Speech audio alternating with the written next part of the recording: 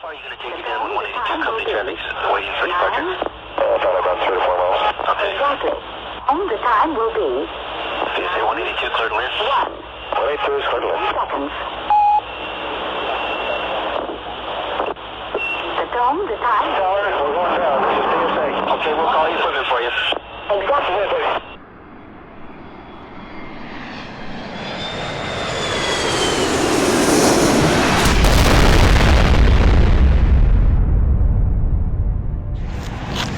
So welcome to this episode of History Hunters. I'm at the corner of Dwight and Niles Street in San Diego, and I'm here because this is the site of one of the worst air disasters in American history. It was PSA Flight 182 on September 25th, 1978. A massive passenger airliner crashed right in this intersection, and I'll tell you all about it on this episode of History Hunters.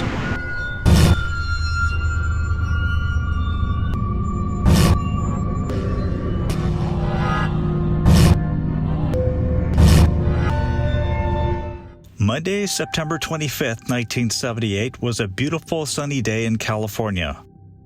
With its characteristic smiley face painted on its fuselage, a 10-year-old Boeing 727 commercial airliner owned by Pacific Southwest Airlines, or PSA, took off from Sacramento headed for Southern California. The first leg would land in Los Angeles and continue on to Lindbergh Field in San Diego at 8:34 a.m. All went smoothly until the airliner entered the San Diego airspace and air traffic controllers alerted the pilots to watch out for a small plane, a Cessna 172 Skyhawk with 2 pilots aboard, one of whom was practicing instrument landing system approaches. The Cessna had departed from Montgomery Field and was navigating under visual flight rules which did not require the filing of a flight plan. The pilots of the 727 had difficulty spotting the small plane, and at one point the flight crew believed that the Cessna had shot past it. The PSA captain radioed, "I think he's passed off to our right." However, due to radio static, the Lindbergh Tower heard, "He's passing off to our right." Instead, the Cessna was right in front of them. Flight 182 was cleared to land at Lindbergh over 3 miles away. Seconds later, at 9:01 a.m., as the plane descended to 2,600 feet in its approach, the Cessna slammed into the right wing of the aircraft, crippling an engine and the wing. As the wounded 727 banked into a death spiral, 22 seconds of sheer panic followed for the 135 souls aboard. Within seconds, a residential area of North Park would be rocked by a horrific fireball. Meanwhile, the damaged Cessna carried 2 to their deaths blocks nearby.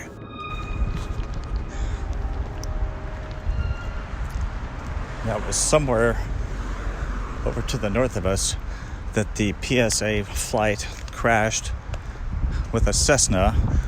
There was a student pilot. The plane first hit the house that was previously constructed here. So as it came down, the wing was tipping to the right. So if you can imagine, this giant airliner was coming right down through here, tipped down, hit this house, continued to slide in this direction with the entire plane coming down to crash right in this section here with fuel and metal and human bodies hitting this area and sliding right through this corner and making its way right through here. This entire street was in just major carnage. I understand that 22 structures were either burned or destroyed when this plane crashed right here. This whole block was decimated. This entire street was covered in plane parts, wings, engines. Every house that was here was just demolished. So everything that you see here was built since 1978.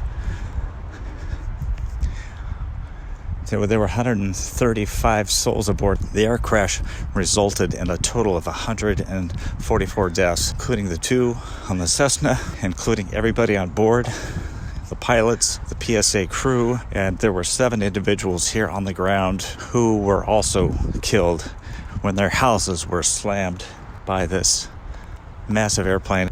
I understand that the noise was so horrific that hardly anybody could believe I mean, if you could imagine a massive airliner coming down into a residential neighborhood, this was it. This was a spot. There's some indications that the crew was trying to land the plane on the nearby freeway over there, but they had no control of the airplane.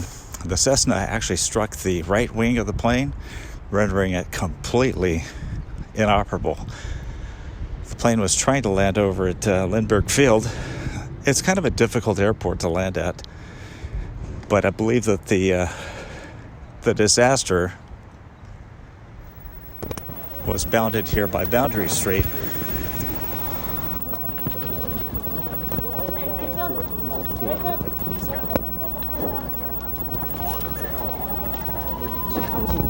See that thing coming down?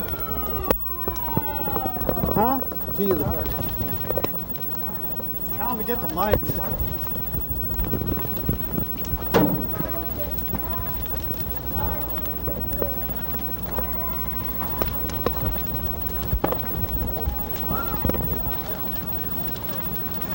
Now, I did read some reports that said that there were body parts strewn everywhere, that one kid came down here on his bicycle and he saw a torso of a woman on a roof of one of the nearby houses, the rest of her body in the yard of the house.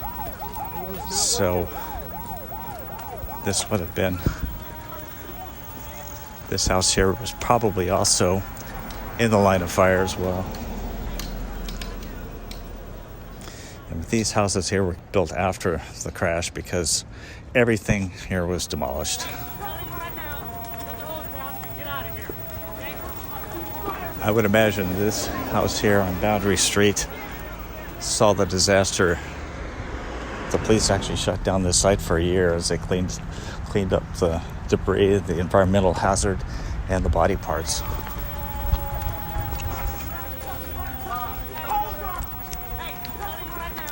Now, I certainly remember this incident because I was a junior in high school, and I remember tuning into the news and seeing this pictures of this plane going down in flames. And having flown on a plane, of course, you kind of put yourself in the position, what were these people thinking when that plane went down? It must have been just a horrific ending to their life to know that they would all perish once they hit the ground here. Now the families and some in the community are trying to establish a permanent memorial here at this spot to commemorate the lives of everybody who perished, but that hasn't happened yet. I'm not sure why. It's been over 40 years since the incident happened, 1978. What is that, 44 years?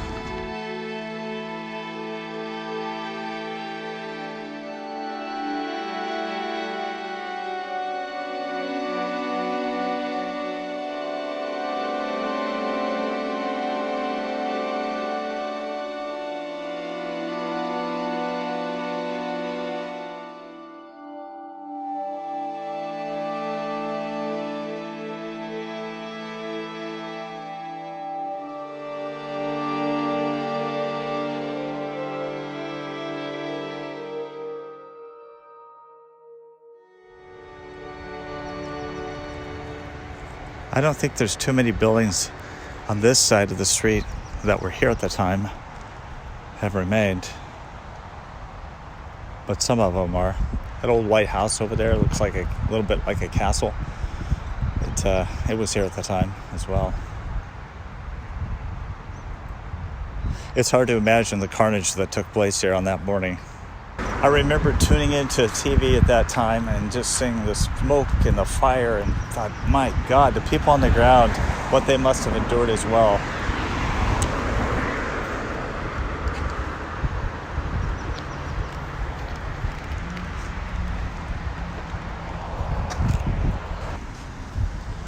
So the crash site being right here, and this is what gives people the idea that the pilots were trying to land on the freeway, is that Dwight and Niles streets, where the plane hit, is just, half a block from the freeway over here. I understand that the pilots were pretty calm when that plane went down. They were saying, this is it, or here we go. And one of the pilots, the last communication from that plane was, Love you, Ma. So yeah, right down there. Here's the end of the street, and the freeway's just down there. So yeah, it's very plausible, but that those pilots were trying to land a plane right on the freeway instead of on people's houses.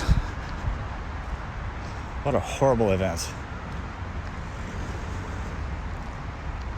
I happen to think that it is more than fitting to establish a memorial here for those who lost their lives here. Now, the Cessna landed about 6 blocks to the north, and I'll try to find that place as well.